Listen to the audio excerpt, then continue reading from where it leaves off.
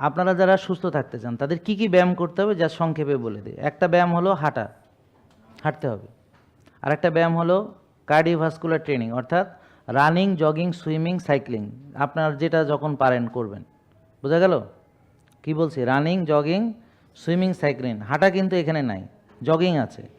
Jogging আর রানিংয়ের কিন্তু পার্থক্য আছে, এটা বুঝতে পারবেন। হ্যাঁ, তো প্রথমে হলো হাঁটা, ওয়াকিং, তারপর জগিং, তারপর রানিং।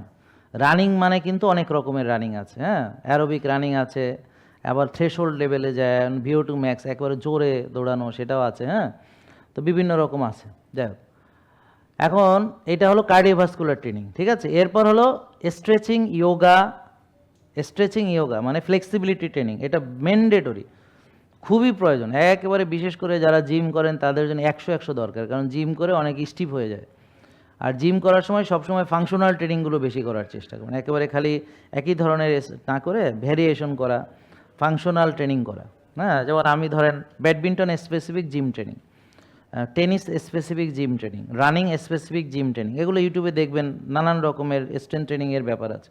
যেমন আমরা ডেডলিফটটা কম করি, বিকজ আমাদের ডেডলিফট বেশি করলে পরে আমার বডিটা স্টিফ হয়ে যেতে পারে। তো আমার ব্যাডমিন্টন খেলাতে আমার বডিটা রেস্ট্রিক্টেড হয়ে যেতে পারে। আমার যে ফ্লেক্সিবিলিটি দরকার, আমার যে রিফ্লেক্স দরকার, মানে যত ইয়া করা, দেখবেন যে ব্যাডমিন্টন যারা প্রফেশনাল প্লেয়ার তারা এরকম মোটা গদা না, সব শুকনা শুকনা চিকনা চিকনা, বাতাসের আগে দৌড়ায়, লাফ দিয়ে 3 হাত উপরে ওঠে। হ্যাঁ, তাই জন্য ওরা হলো, এখন আমাদের ওই বয়স নাই, আমরা আর ওইটা এখন দরকারও নাই।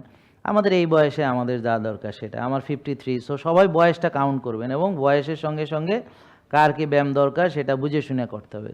মনে রাখবেন যে আজকে আপনি হয়তো আমাদের ফলো করে অনেক শক্তি পেয়ে যাবেন, কিন্তু বডিটা কিন্তু 53 বছরের, 54 বছরের পুরাতন। সো এটার উপরে আপনি অনেক নির্যাতন, অবহেলা করছেন, অতএব এই বডিটার 12টা আগেই বাজাইছেন। আর যারা ছোটোবেলা থেকে অ্যাথলেট ছিল এবং সারা জীবন অ্যাক্টিভিটি করছে তাদের কথা আলাদা। আপনি তো সারা জীবন অ্যাক্টিভিটি করেন, ছোটোবেলায় খেলাধুলা করছেন, মাঝখান থেকে লং গ্যাপ, আবার নতুন করে শুরু করছেন। তো এইভাবে you should respect your age. এবং যারা আমাদের ফলো করছেন তারা কে কতদিন অনিয়ম করেছেন এটা কখনোই ভুলে যাবেন না।